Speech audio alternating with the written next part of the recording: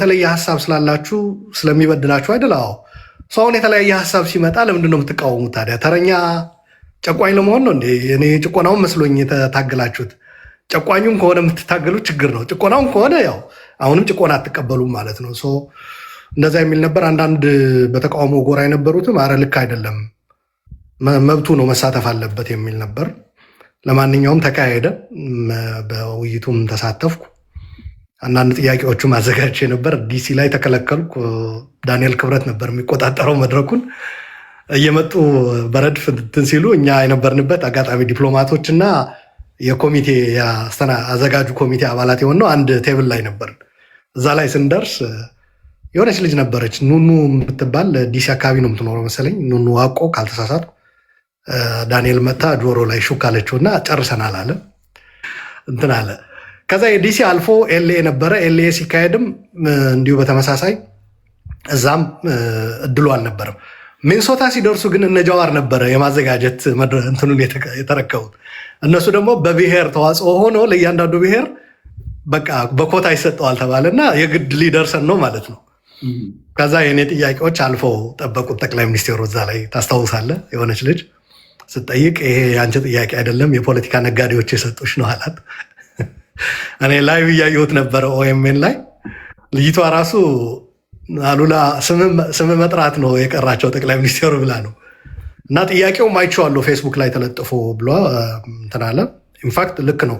ዲሲ እና ኤልኤ ስንቸገር ፌስቡክ ላይ ለጠቅላይ ሚኒስቴሩ ያዘጋጇቸው ጥያቄዎች ብዬ የራሴ ፔጅ ላይ ለጥፌው ነበር እና አይቼዋለሁ አላት። በጣም ተበሳጭቶ ነው እና ምናልባትም ያከልበት እየተተካ መጣ። ይሄ ምንድን ነው የሚባለው? ትሩ ከለር ይላሉ ፈረንጆች። ትክክለኛው መልክ እየወጣ መጣ እና ዋና አንድ 10 ምናምን ጥያቄ ወይም ወደ 20 ገደማ ነበር የተዘጋጀው። ግን ሁሉ መጠየቅ ስለማይቻል ልጅቷን የሰጠዋት 3 ነበር መርጫ የሰጠዋት። አንዱ ከኤርትራ ጋር የተጀመረው ግንኙነት የትግራይን ሕዝብ ያማከለ ቢሆን፣ ምክንያቱ አብዛኛው ድንበር ኢትዮጵያ የምትጋራው ከኤርትራ ጋር በትግራይ በኩል ነው። ይህንን አካባቢና ይህንን ማህበረሰብ ያላሳተፈ ከሆነ ዘለቄታ የለውም ሰላሙ የሚል ፋክት። በኋላ ሌሎችም የደገሙት ነው ነገሮች እየተበላሹ ሲሄዱ። አንዱ እሱ ነበር። ሁለተኛ ኢህአዲግ በእርሶ አመራር እየጠነከረ ነው እየተዳከመ ነው ያለው የሚል ነበር እና ሶስተኛው ደግሞ የፈነዳው ፈንጅ ነበረ የሰኔ 16 አስታውሳለህ። እዛ ላይ ጠቅላይ ሚኒስቴሩ ትንሽ በስሜት የቀንጅብ ምናምን እንደዚህ የሚል ንግግር በማድረጋቸው ምክንያት የትግራይ ተወላጆች ታርጌት ተደርገዋል እና ይሄስ እንዴት ያዩታል የሚል ነበርና በጣም ጠቅላይ ሚኒስቴሩ ተበሳጭቶ ልጅቷ አንቺ ወጣት ነሽ፣ ውብ ነሽ፣ እንደዚህ አይነት ነገር እንደዚህ የፖለቲካ ነጋዴዎች ያዘጋጁት ጥያቄ ተቀብለሽ መምጣት የለብሽም። ጥያቄው አይቼዋለሁ ፌስቡክ ላይ ተለጥፎ ያንቺ እንዳልሆነ አውቃለሁ ነው ባጭሩ። እና ሲመልሱም ከኤርትራ ጋር ስንዋጋ ማንን አማክረን ነበር እንደ ይሄድ ነው ጠቅላይ ሚኒስቴሩ ያኔ የነበረው መለስም ማለት ነው። ወሰነ፣ ሄደ፣ ተዋጋን። ኢህአዲግ አሁን ጠንክሯል ምናምን። ኢህአዲግ አሁን ኦሮሞ ሲመራው ነው ደከመ የምትሉት የሚል መልስ ነበረ። ያም በጣም ፖላራይዚንግ ነው። ልጅቷ ጥያቄዋ እንደዛ አልነበረም። ሶስተኛው ፈንጅ በሚመለከት የፈነዳው የሰኔ 16 ነው። ኦነግ ተብለው ኦልሬዲ በዜና ሰምተናል። ኦነግ ናቸው ያንን ያደረጉት ተብሎ ተነግሮናል። እና ከደሙ ንጹህ ነኝ ለማለት ፈልገሽ ነው ወይ ነው ያላት ልጅቷን በቀጥታ።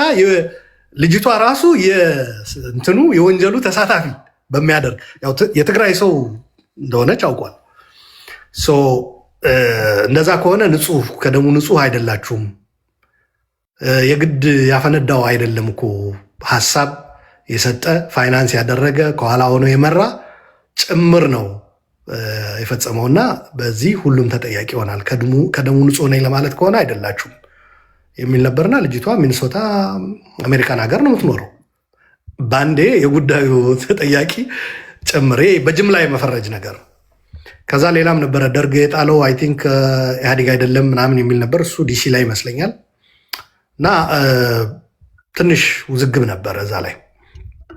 እና ለማንኛውም እዛ ላይ ምልክቶች ታዩ። አስቀድሞ ደግሞ ጠቅላይ ሚኒስትሩ ጋር አብረውት ሲሰሩ የነበረ በተለይ ኢንሳ ላይ ሰዎች አቅ ነበር፣ ፐርሰናል የሚያውቁት ጓደኞቹ የትግራይ ተወላጆች አሉ። ኦፍኮርስ ግን እኔ ያናገርኩት ከትግራይ ውጭ የሆኑትን ነው። እና እዛ ላይም ያገኘኋቸው አስተያየቶች ጥሩ ስሜት የሚሰጡ አልነበሩም። ኮምፎርተብል የሚያደርጉ አልነበሩም።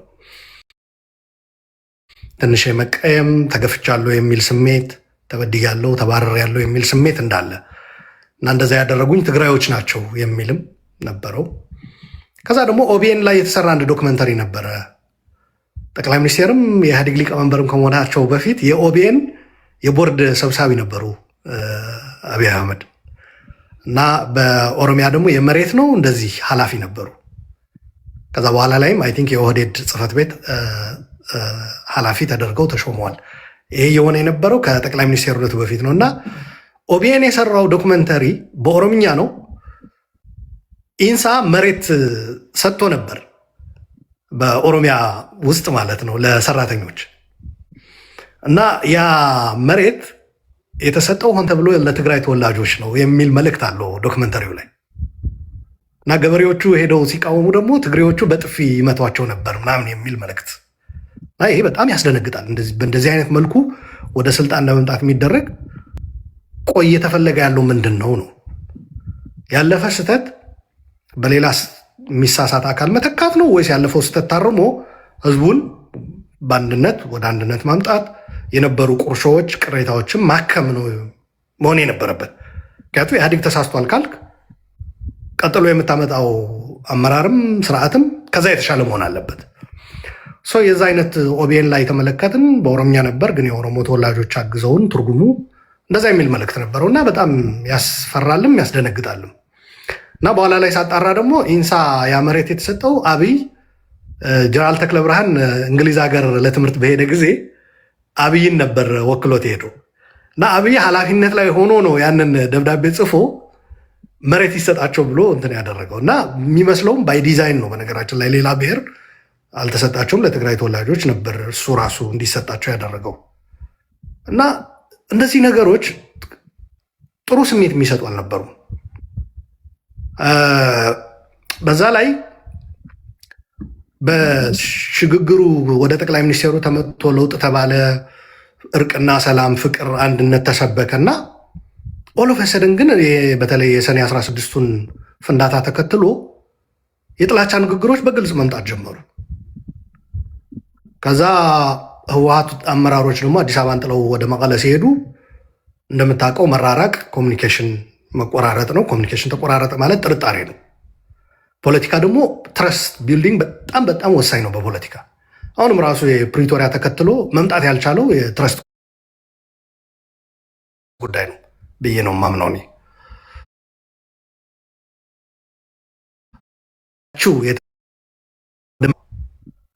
ጠቅላይ ሚኒስቴሩ ኦሮሞን የመያዝም አልነበርም። የተወሰነ መጀመሪያ ላይ ኦሮሞ አይችልም መምራት እያሉን ነው ምናምናም የሚል ናሬቲቭ ነበረ። በሂደት ግን የኦሮሞም እየለቀቀ ወደ ሞር ወደ ሻዕቢያና የአማራ ኃይልና የአንድነት በኋላ ኢዜማ ምናምን ግንቦት ሰባት ይባሉ የነበሩ እነ አንዳርጋቸው እነ ብርሃኑ ነጋ ጠቅላይ ሚኒስቴሩ በሶስት ኃይሎች ላይ የመንጠላጠል ነገር አሳዩ። መሬት ተወስዶብናል የሚሉ በትግራይ ኢንፋክት በትግራይ የሚቆም አይደለም ሌላ ቦታም ይጠይቃሉ። ግን በዋናነት ያን ያቀነቅኑት የነበረ ራያና ወልቃይት የሚሉ ነበር። እሱ አንዱ ነው። ሁለተኛው የህገ መንግስቱን ከፋፍሎናል የሚል የአንድነት ኃይል ግንቦት ሰባት ምርጫ 97 ላይ ተበድለ በዚህኛውም ሳይድ እንደዚሁ እረ ይሄ ነገር በረድ ይበል ምናምን የሚሉ እንደነ ልደቱ እንደ ጃዋር ያሉ ፖለቲከኞች ደግሞ መጠላት ጀመሩ። በቃ ልደቱም ብዙ ዋጋ ከፈለ። በዛ ቀውስ ጊዜ አብዛኛው የኦሮሞ ፖለቲከኞች አጌንስት ነበሩ። ከዚህ ከመጠዛጠዙ ሃርድ ላይ ያ እና ይህ ስታይ ያው ከጥያቄ ጋር ለማገናኘት እንደ ይሄ ነገር ጤነኛ ሊሆን አይችልም። ወደ ግጭት መግባታችን አይቀሬ ነው። ምክንያቱም ግጭት እንደምታውቀው በመራራቅ ይጀምራል። ከዛ የቃላት ወደ ኮሚኒኬሽን ብሬክዳውን ያጋጥማል። ከዛ ጤነማ የሆነው ኮሚኒኬሽን ተቋርጦ ይቆይና ከዛ በኔጌቲቭ በአሉታዊ የንግግር ልውውጥ ይተካል። እንደዛ ሆነ። መራራቁ ቀጠለ። በቃ ይሄ ሽግግሩ እንደተበላሸ በኋላ ላይ ደግሞ የኦሮሞ ተወላጆች አርቲስት ተገደለ፣ ሀጫሉ እሱን ተከትሎ ወደ እስር ቤት ገቡ። ይሄ የሆነ ያለው በነገራችን ላይ በመጀመሪያዎቹ ዓመታት ነው። በ2 ዓመት ምናምን ሰው እንዲህ ስንናገረው 8 ዓመት ሙሉ ሊመስለው ይችላል። ነው እዛ አልደረስንም ገና። የመጀመሪያዎቹ እንዴት አያቸው ስላልከኝ ነው። መጀመሪያዎቹ ላይ እንደዛ። ከዛ አገሪቱ ላይም ባለፈውም ገልጨው ነበረ በሰጠኝ መድረክ በውጭ ኃይሎች የመተካት ነገሮችን ለምሳሌ የፍንዳታው በኤፍቢአይ ይመርመር ተባለ። ከዛ ቀጥሎ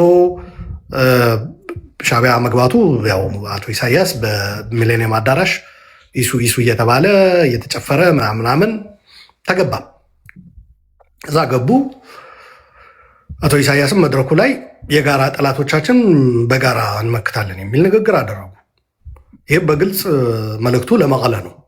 ቲፒኤልኤፍ ጌም እሱ መጀመሪያ ላይ ነው። መጀመሪያ ጥሪው የቀረበው አልጀርስ ተቀብለናል፣ ግንኙነት ይጀመር የሚል የአብይ መልእክት እንትናም አንዳርጋቸው ተልከው ሄደው አስመራ አድርሰው በይፋ በሚዲያ ከተደረገው በተጨማሪ አንዳርጋቸው እንደተፈታ በጠቅላይ ሚኒስትሩ ቤተመንግስት ጠርቶት እኔ ነኝ ያስፈታሁት ነው፣ እኔ ስልጣኔ እለቃለሁ የማትፈቱት ከሆነ የሚል እኛ ያኔ ስህተት እንደሆነ ይህን እናውቃለን። አንዳርጋቸው አሁን ውሸት መሆኑን አረጋግጫለሁ ብሎ ተናግረዋል ሰሞኑን። እኛ ግን ያኔ እናውቅ ነበረ። እንደዛ አይደለም። እስረኞች ይፈቱ ተብለው ሁሉም ተፈተዋል። በኢህአዴግ ደረጃም ነው የተወሰነው። ያኔ ለማርያም ከመውረዳቸው በፊት እስረኞች እንዲፈቱ አራቱ የኢህአዴግ እንትኖች መጥተው ማዕከላዊ እንዲዘጋ እስረኞች እንዲፈቱ ሁሉ ይሄ ወስነዋል። ኃይለማርያም ጠቅላይ ሚኒስትር እያለ ማለት ነው። እና በእንደዛ ሂደት የተፈታ ሰው እኔ ስልጣን ለቃለሁ ብዬ ነው ያስፈታው ሲለው፣ ግን ለዚህ ለሰራውልህ ውለታ ለዋልኩልህ ውለታ ከኤርትራ ጋር የተሻለ ቤተመንግስት አግኝ ሌሎች መድረኮች እኛ ግንቦት ሰባቶች ነን ያስታረቅናቸው የሚል ነገር ነበር። እና ይሄ ራሱ ስንሰማ ቢቢሲ ሃርቶክ ላይ ቀርቦ ሲናገር እኔ እንዲህ ይሄ ነገር እንዴት ነው አልኩኝ። ግንቦት ሰባት አስታራቂ የሆነበት ኢህአዲግ እኮ አለ ገና ያን ያልፈረሰም 4 ድርጅቶች አሉ። በመንግስትና በኢህአዲግ በገዢው ፓርቲ ታምኖበት የሚደረጉ ግንኙነቶች ቀርተው ግንቦት ሰባቶች ፋሲሊቴት የሚያደርጉት ግንኙነት ሮድማፕን ጽፈን ስትናል። በኋላ ላይ ሮድማፕ የሚባል ነገርም መጥቷል። ሮድማፕ እኛ ነን የሰጠነው አሉ፣ የኛ ነው የሚል። በኋላ እንደሰማሁት ከሆነ አስመራ ደሞም ዶክመንት አዘጋጅተው እንደሰጡ ተናግረዋል። ከዛ ጅዳ ላይ እና አቡዳቢ ላይ ተካሄደና ሌላው የጥርጣሬና ሽግግሩ መጥፎ እንደሆነ የሚያሳየው ምልክት ደግሞ ይሄ የተፈራረሙት ውል ምን እንደሆነ ውጭ ጉዳይ ሚኒስቴርም በኋላ ላይ የመጣውም ገዱም ደመቀ መኮንንም አያውቁትም። ፓርላማ ላይ ቀርቦም ውይይት ተደርጎበት አልጸደቀም። ዩዥዋሊ የውጭ ግንኙነት ሲደረግ ወደ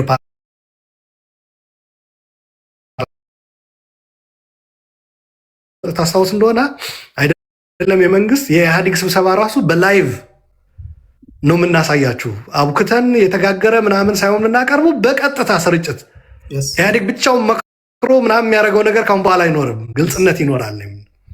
ግን ሄደው አቡዳቢና ጅዳ ሄደው የፈረሙት በዩኤኢ እና በሳውዲ ያኔ ዩኤኢ እና ሳውዲ በነገራችን ላይ በኋላ እንመጣበታለን። ጥምረቱ አንድ ላይ ሆነው ነበር ከሻዕቢያ እና ከኢህአዴግ ከአብይ አህመድ ጋር ይሰሩ የነበሩት። ለማንኛውም ያ ደግሞ ጥርጣሬውን ከፍ እያደረገው ሄደ። ከዛ በኋላ የሰኔ 15 ሁኔታ ተፈጠረ። ሰኔ 15 አማራ ክልል ላይ አመራሮች ተገደሉ። በአዲስ አበባ ደግሞ ጀነራል ሰዓረ እና ጀነራል ገዛኢ አበራ ተገደሉ። ይሄ የባሰ መጠራጠርና እንትኑ እንትን ሄደ እና ትረስት በጎደለ ቁጥር እኔ መጀመሪያም ትረስት አልነበረኝም እንዳልኩ፣ እነዚህ ነገሮች ሲታከሉበት ይሄ ነገር ተበላሽቷል የሚል ነገር ያዘ። ከዛ ምን መጣ? የእነ ሀጫሉ መገደል ተከትሎ እነ ልደቱ ተወሰደ፣ እርምጃ ተወሰደ፣ ሰዎች ተገደሉ፣ ኃይለኛ ብጥብጥ ተከሰተ። እስረኞችም ካሁን በኋላ ሳናጣራና ስም ምናምን የሚለው ቀርቶ የፖለቲካ እስረኞች በኢትዮጵያ ተፈጠሩ። የትግራይ ተወላጆች ከዛ በፊት ዶክመንተሪ ትግርኛ ተናጋሪዎች ተብሎ ወደ እስር ቤት ተወረወሩ። የሜቴክ በኮራፕሽን የደህንነት ሰዎች ደግሞ በሰብአዊ መብት ጥሰት እንዲያንጠለጠሉብን ተከላይ የሚባል ፀጉሬን በጥይት አድርጎ ላጨኝ የሚል ስንት ቀን ነው። አንዱ ደግሞ ቁልቁል ተደፍቼ በህይወት ተገኘዋል። በሀገሪቱ የተፈጸሙት ሁሉም አይነት በደሎ በመንግስት እንደዛ ከተባለ ዜጋ ላይ ሲወርድ አስበው እንግዲህ ተራው ዜጋ ላይ በቃ ዝም ብሎ መጥረጊያ የሚሸጥ የትግራይ ተወላጅ አዲስ አበባ ውስጥ መጥረጊያ ሸጦ መውለያ ሸጦ ህይወቱን የሚመራ ተጠርቶ አንተ የቀንጅብ ተብሎ በዛው በያዘው መጥረጊያና መደብደብ ሆነ እና በቃ ሰው በቃ የትግራይ ተወላጅ ኢንሴኪሪቲ ይሰማው ጀመር። በየአካባቢው ግድያዎች ተበራከቱ። የሰው ልጅ በአደባባይ ራቆቱ ወጥቶ አይ ቲንክ የሻሸመኔ ይመስለኛል አስደንጋጩ የመጀመሪያው ተደብድቦ ተቀጥቅጦ ተገደለ። በዓለም ምድር ዓለም ከተፈጠረ ጀምሮ አይተን ማናውቀውን ጭካኔ ያየን። እና እነዚህ ነገሮች ስትይዝ ስታስብ በቃ ይሄ ነገር ጨንግፏል።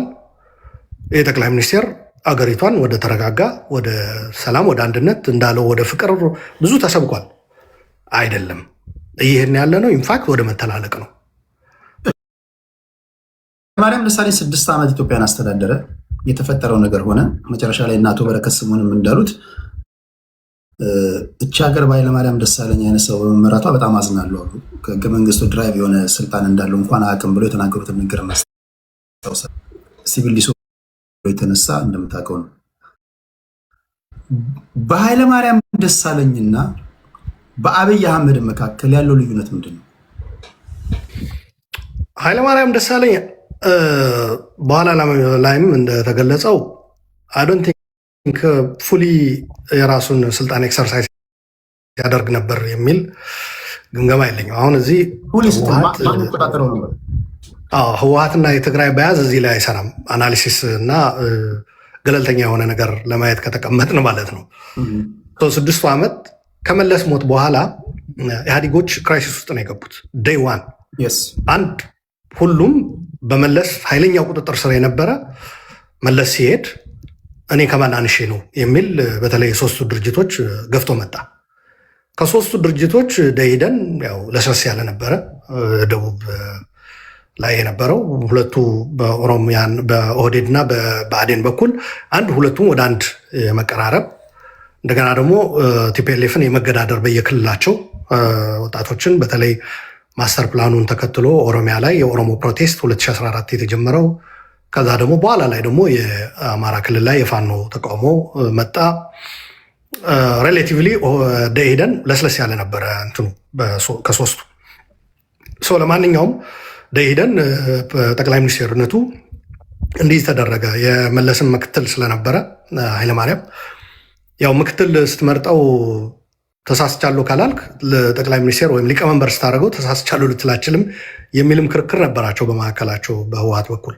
ምክንያቱም ኃይለማርያም ለምን አመጣችሁት ሲጀመር የሚል ጭቅጭቅ ተነሳና በመለስ ጊዜ እስከ ምክትል ጠቅላይ ሚኒስቴርነትና ምክትል ሊቀመንበርነት ከመጣ መለስ ከሄደ ውጭ ጉዳይ ሚኒስቴርም ጨምሮ ከመለስ መሄድ በኋላ ህገ መንግስቱም ሲጀመር ኢን አብሰንስ ኦፍ ፕራይም ሚኒስቴር በተለያዩ ምክንያቶች ፕራይም ሚኒስቴሩ ባይኖር በአንቀጽ 72 ይመስለኛል ካልተሳሳትኩ ወይም 70 አካባቢ ጠቅላይ ሚኒስቴሩን ተክቶ ይሰራል ነው የሚለው ዴፒቲ ፕራይም ሚኒስቴሩ።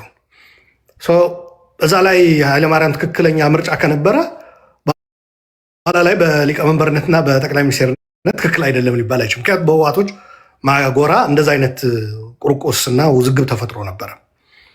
በተለይ መለስ ሌጋሲ እናስቀጥላለን የሚሉ በአዜብ እና በአባይ ወልዱ የሚመራው የኢህአዴግ የቁልቁሎት ጊዜ ጉዞ የሚለው ቁልቁለት የሚለው የብርሃነ ጽጋብ መጽሐፍ ቢያነቡት ተመልካቾች ብዙ ይጠቀሙበታል። ምንድነው የተፈጠረው ከመለስ በኋላ የሚለው በኢህአዴግም በህወሓትም ቤት ምን ተፈጠረ የሚለው ማለት ነው። ሶስቱ ከማንም አናንስም የሚል ፉክክር መጣ። ህወሓት የስ ሊቀመንበርነቱና ጠቅላይ ሚኒስትርነቱ አልፈልገውም 21 ዓመት መርቻለሁ ሌላ ይምራ የሚል በይፋም የተነገረን በኢህአዴግ በሚዲያም የተነገረን ህወሓት ፈልጋቸው አልቀረም። በዚህ ረገድ ህወሓት የሚያዘው ማለት ነው። ደመቀ ነበረ፣ ሽፈራው ነበረ፣ ከዛ አብይ አህመድ ነው ያለው። አብይ አህመድ እሱ በኋላ ላይ እንመጣበታለን። አሁን የኃይለማርያም አመጣጥ ነው እያወራን በኋላ አብይ ለማምጣት የተሄደበት ነው አሁን ያነሳው። ለማንኛውም እዛ መጽሐፉም ላይ በአቦይ ስብሐት የሚመራ አዜብን የሚገዳደር ኃይል መጣ። 35 ቀን ስብሰባ አደረጉ ምናምን በእንደዚህ አይነት ሁኔታ በነበሩበት ነው ይህንን ቶፒክ ያነሱት። ኃይለማርያም ወዝናት ፊት ሲጀመር ኃይለማርያም ማምጣታችን ወዘ ምስቴክ የሚል መጣና ኃይለማርያም አሁን ነው እንዴ ስተት የሆነው? ያኔ መለስ በህይወት እያለም እኮ ኢህአዴጎች ራሳችሁ በምክር ቤት በሰጣችሁ ድምፅ እኮ ከመለስ ቀጥሎ ኃይለማርያም ነው ድምፅ ያገኘው። በዛ ነው ምክትል የሆነው። ያኔ ያላስቆማችሁት ስተት አሁን ለመገዳደሪያ እንዴት አመጣችሁት የሚል ነው። ሌላኛው ገጽታ በኢታማዦር ሹሙና በደህንነት ኃላፊው የተፈጠረው ልዩነት ነው። ደህንነት ኃላፊው አጥንቶ መርምሮ በሳሞራና በጌታቸው አሰፋ መካከል የተፈጠረው ነው። ኢንፋክት በኋላ ኦህዴዶችም በል ሌላውም ይህንን በደንብ አድርጎ ተጠቅሞበታል። ወደ ስልጣን የመጡት ሰዎች ከኃይለማርያም በኋላ ማለት ነው።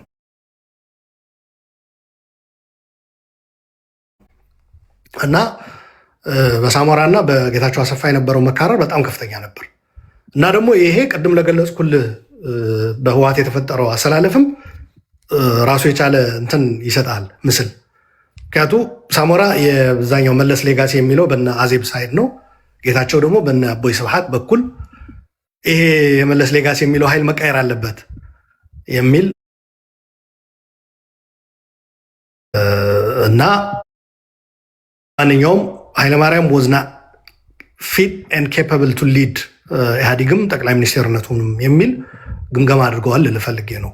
ኃይለማርያም ሪዛይን ከማድረጉ በፊት ነው ይሄ 6 ዓመት ሞር ኦፍ ኮንትሮል የሆነ ማኔጅድ የሆነ ፕራይም ሚኒስቴርነትና ሊቀመንበርነት ነበረ እና ይሄ ወደ ምን ወሰደ? በህወሓት መካከል ከነበሩት ልዩነቶች አንዱ ሆኖ የወጣው ይሄ የኃይለማርያም ጠቅላይ ሚኒስቴርነት ጉዳይ ነበር። ዊ ወር ሮንግ የሚለው ማለት ነው። በሂደት ለማንኛውም በጌታቸው አሰፋና በሳሞራ መካከል የነበረው ሽኩቻ በኋላ የኦሮማራ ተብሎ የመጣው በነገራችን ላይ ብዙ ሰው ጽምዶ አሁን የተፈጠረ ምናምን ይመስላል። ጽምዶ እኮ በየቦታው ተፈጥሯል። በየጓዳው ጎድጓዳው በየክሽኔ ሳይቀር የተደረጉ እና የብአዴንና የኦህዴድ አንዱ ጽምዶ ነበረ። ኦሮማራ ተብሎ መጣ። በውጭ ያሉትም ጭምር ናቸው ኢንፋክት ይህንን ነገር የገፉበት። አይ ቲንክ የያሬድ ጥበቡና ጀዋር ይመስሉኛል ሀሳቡን እንትን ያደረጉት በአንድ መድረክ እነዛ ሲሉ ስለሰማው ነው። ኦሮማራ እዚህ ነው የተጠነሰሰው ሲሉ ሰምቻለሁ። እና ብአዴንና ኦህዴድን በመያዝ 90 ከኢህአዴግ ምክር ቤት 180 ነው ያለው 45 አራቱ ድርጅቶች 180 ነው። 90ውን ሰኪር ማድረግ ይቻላል የሚል ሂሳቡን ወደ ማስላት ነው የገቡት። ህወሓት 35 ቀን ተሰብስቦ እዛም 17 ቀናት አዲስ አበባ ላይም ሲዳረቁ ለምን ወደ ድምፅ አንሄድም ነበረ የሚሉት። በዛ ላይ ኃይለማርያምም በገጠመው የመከዳት ስሜት የሚመስል ያው የራሱን የደቡብ የተወሰነ ኃይል ይዞ ወደ ኦሮማራ ወደ ብአዴንና ኦህዴድ የፈጠሩት 90 ድምፅ 10 ምናምን ቢሰጣቸው እንኳ 100 ምናምን አግኝቶ አብይ ጠቅላይ ሊቀመንበር ይሆናል ማለት ነው። ወደዛ አይነት ስሌት ነው የገቡት። ኦሮማራም መያዝ የኃይለማርያምን ኃይል እዛ ላይ መጨመር። ኃይለማርያም የዛ አይነት ፌት ነው ያጋጠመው ልልህ ፈልጌ ነው። በሂደት በእንደዛ አይነት ሁኔታ እየተንከባለለ መጥቶ መጨረሻ ላይ ህወሓቶችም በዚህ በስብሰባው በ17 ቀኑም በምኑም በግምገማውም ምንም የሚለወጥ ነገር እንደሌለ እያወቁ ሄዱ። ምክንያቱም ኦህዴድ ብአዴን ጨርሰዋል። ኦልሬዲ በዚህ በኦሮማራ ጥምረት 90 ድምፅ ይዘናል ተከፍቷል ከተባለው ኃይለማርያም የተወሰነ የደቡብ ድምፅ ተይዞ ከተመጣ በቂ ነው። ስብሰባ መስጠት ሲገባም ከፍተኛ የሆነ ውርጅብኝ ነበረ። ወደ 40 ምናምን ነጥብ ቀርቦለታል። በነገራችን ላይ አብይ ኬዞች ጥፋት ተብሎ ማለት ነው። ጠቅላይ ሚኒስቴር መሆን አይችልም፣ ሊቀመንበር መሆን አይችልም፣ ብቁ አይደለም በሚል ማለት ነው። ይሄ በዋናነት ያመጡት ህወሓቶች ነበሩ። ስፔሲፊክሊ ደግሞ ጌታቸው አሰፋ ኤንድ አባይ ነፍሶ ይህንን ነገር አቅርቧል። አስመላሽ ወልደስላሴ ማለት ነው። በዚህ በሂደት ግን ብአዴኖችና ኦህዴዶች ለምን ወደ ድምፁ አትወስዱንም? ምክንያቱም እነሱ ጨርሷል። ይህ ሁሉ ነገር የሚደረገው እንደማያስቆማቸው ከዛ በመሀል ህወሓት ሌላ ኦልተርኔቲቭ ለማምጣት ከኦህዴድ አባዱላንም አፕሮች የማድረግ ነገር ነበረ።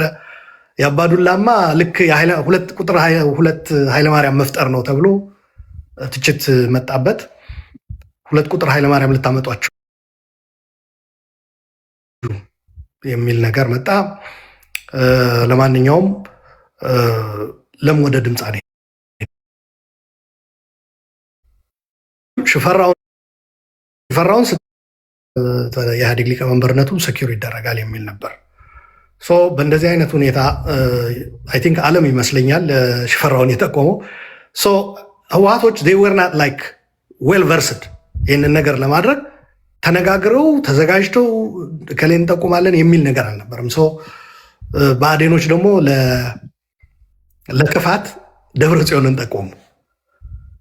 የህወሓትንም እንትን ድምፅ ለመከፋፈል ነው ደብረ ጽዮንን ጠቆሙ። ምክንያቱ ህወሓት ኦልሬዲ እኛ አንፈልግም ብሏል። ደብረ ጽዮንን በቃ ተወኝ እኔ አልፈልግም ብሏል። ግን አላማው አይ ቲንክ ጽጌ የሚባል በኋላ ብአዴኖችን የአማራ ብልጽግናን በሙስና ሲከስ የነበረ ጽጌ የሚባል ነበረ ሰው የማዕከላዊ ኮሚቴ አባል የብአዴን ነው የጠቆመው። 2 ድምፅ ነው ያገኘው። ሽፈራው የተወሰነ የደቡብ እና የህወሓት አገኘ። ግን ኢትስ ሚኒንግለስ ቢያገኝ 50 ምናምን እንደዚህ ነው መሰለኝ የሚመጣው 40 ምናምኑ የህወሓት እንዳለ ወደ ሽፈራው ከሄዱ። ምክንያቱም ህወሓቶች የራሳቸው የጠቆሙት ድምፅ ሊለፍጉት አይችሉም። በቃ ኦልሬዲ የህወሓት ሰው ጠቆሞታል ሽፈራው ተብሏል። ለሱ ነው ድምፃቸው የሰጡት። በዚህ መሀል ግን አንድ ለረሳው ማልፈልግ የደመቀ መኮንን ሂደት ነበረ። ደመቀ ወደ ሊቀመንበርነት ሊወዳደር ከሆነ የግድ ልክ እንደ ኃይለማርያም ከምክትል ሊቀመንበርነት መውረድ አለበት። እሱም ሪዛይን አድርጌያለሁ ማለት አለበት። ያ ማለት ነው ምርጫው 2 ነው ማለት ነው፣ ለሊቀመንበርነትም ለምክትልም። ያኔ ሊቀመንበርም ይወዳደራል ደመቀ፣ ከፈለገም ለምክትልነትም ይወዳደራል ከለቀቀ በኋላ ማለት ነው። ለማንኛውም አይ ቲንክ ለሊቀመንበርነት ምክትልነቱማ ኦልሬዲ በእጁ ነው ያለው። ደመቀ ምክትልነት የማጣ ከሆነማ እዛው ቀጥላለሁ አለ። ብዙ ሰዎች ደመቀ ተባብሮ ነው እንደዚህ ምናምን ነው ሂደዙን ወንቱ ሉዝ ምክንያቱ ከዛ መውረድ አለበት። ደግሞ በረከት ከለከለኝ በሴራ በረከት አስከለከለኝ ነው ዋናው ነጥብ። እኔ ባገኘሁት መረጃ ከምክትል መውረድ አለበት ለሊቀመንበርነት ለመወዳደር። ምክትል ሆነማ ለሊቀመንበርነት አትወዳደርም እዛው እያለ ሳትወር እዛው ቀጠለ። የብአዴን 45 ድምፅ ወደ አብይ ሄደ ማለት ነው። ምንም ጥያቄ ነው። ኦህዴዶች አብይ ጠቆሙ። ሌላ ጥቆማ ኦህዴዶች ላይ ከሌላ ሲመጣ ተከላከሉ። አይሆንም አሉ። ከመጀመሪያው ጀምሮም በደንብ አጥንተውት ነው የገቡት። ህወሓት ሌላ የኦህዴድ ሰው ሊያመጣ እንደሚፈልግ አብይን ትቶ የሚል ማለት ነው። ለማንኛውም ጉዳዩ በዛ ተገባደደ። የልዩነቱ ግልጽ ሆኖልሃል ብዬ አስባለሁ። ኃይለማርያም የመጣበት ሂደትና ኃይለማርያም መለስ ሲያርፍ የተሻለ አማራጭ ተደርጎ ተወሰደ። ምክትልም ስለነበረ ወደዛ መጡት። ለህወሓትም ምቹ ነበር። በኋላ ላይ ግን ይሄ የማፈንገጥ ከመለስ በኋላ የማፈንገጥ ሂደት ወዲያው መለስ ከሞተ በኋላ ተጀመረና ሙሉ ቅርጽ ይዞ በኋላ ላይ በኦሮማራም በብአዴንና ኦህዴድ ጥምረት ከዛ ኃይለማርያም ጆይን አደረገው። በመከፋቱ ምክንያት ሙሉ ቅርጽ ያዘ። በእንደዚህ አይነት ሁኔታ ሁለተኛ ህወሓት ኮንትሮል አለኝ የሚለው ሰው ብቸኛው ጠቅላይ ሚኒስትር ኃይለማርያም ደሳለኝ 5 ምክትል ጠቅላይ ሚኒስትሮች ተመድበውለት ማለት እሱ በኋላ ያመጡት ኢህአዴጎች አንድ ነገር ነበረ። አንድ ምክር ቤት ውስጥ የሌለ ሰው ምክር ቤት ውስጥ ከሌለ ያው በክልል ማለት ነው። እንዲሁም በሌሎችም አይ ቲንክ በከተማ ምክር ቤትም ይመስለኛል በምክትል ምናምን ማዕረግ ምናምን ብሎ ማምጣት ተጀመረ። ሌላ ብዙ ምክትሎች በክላስተር ምናምን ተብሎ መሾም ተጀመረ። የምናምን የኢኮኖሚና የምናምን ክላስተር በምክትል ጠቅላይ ሚኒስቴር ማዕረግ ተብሎ 4-5 እንደዚሁ በተኮለኮሉ በኃይለማርያም በኩል። በሌላው በኩል ደግሞ ትግራይ ላይም እንደዚሁ በተመሳሳይ የዚህ አይነት ህወሓት ይከተል ነበረ። ደብረጽዮን የፌዴራል ምክር ቤት አባል ነበር። አዎ፣ ምክንያቱ የፌዴራል ምክር ቤት አባል ነበር። የትግራይ ክልል ምክር ቤት አባል መሆን አለበት ፕሬዚዳንት ለመሆን እና አባይ ወልዱን አውርደው ደብረጽዮንን ወደ ፕሬዚዳንትነት ለማምጣት አባል ስላልሆነ በምክትል ፕሬዚዳንት ተብሎ ከዛ ፋሽን የደሞዝም ጉዳይ ነው። ድርጅቶቹ አራቱ ድርጅቶች ምን የሚል አመጡ? በዚህ በምክትል ምናምን የሚል በየጽህፈት ቤታቸው ያሉ ሰዎች ደሞዝተኛ ያደረጓቸው። የሚሰሩት የፓርቲ ስራ ነው፣ ግን በምክትል ምናምን በሚል ማዕረግ ግን የመንግስት ፔሮል ላይ ደሞዝ ይወስዳሉ። ይሄ ያም የፈጠረው እንደነበረ እረዳለሁ። ለማንኛውም አይ ቲንክ ዲፍረንሱ ግልጽ ነው ብዬ አስባለሁ። አሁን ባቀረብኩት ነገር በኃይለማርያም ጊዜና በአብይ ጊዜ። ዩቲዩብ ላይ፣ ፌስቡክ ላይ፣ ቲክቶክ ላይ እያደመጣችሁ ያላችሁ አስገባችኋለሁ። በተደጋጋሚ እንደምናገረው ስለምትናገር እዚህ የተከበሩ ሰዎች መገኛ ነው ጋይስ። ዝም ብለህ ሪኩዌስት ልከህ የምትገባበት ቤት አይደለም። እኔ አውቃቸዋለሁ። እያንዳንዳችሁን ሪኩዌስት ልካችሁ ላሉ ለምታቀርቡትን ጥያቄ እንድታቀርቡ አድርጋለሁ። በስልክም ያን አደርግላችኋለሁ። አድማጮች ከልብ ነው የማመሰግነው። ምሳሌኝ በነፃነት ስራውን እንዳይሰራ የተደረገው ባለፉት 27 ዓመታት የቲፒኤልኤፍ የበላይነት በዛች ሀገር ላይ ስለነበር ነው። ለዚህ ማስረጃው በአንድ ወቅት ጌታቸው ረዳ የተናገሩትን ንግግር ሰምተህ ከሆነ ወደ ቢሮ ስገባ ኃይለማርያም ጠረጴዛ ላይ አቀርቅሮ አገኘሁት አለ። ከዛ ምን ሆኖ ነው ምናምን ብዬ ስጠይቅ ከኔ በፊት የገቡ የቲፒኤልኤፍ ሰዎች ነበሩ። የሆነ የቲፒኤልኤፍ ሰዎች ከሌሎቹ ከባዕዴን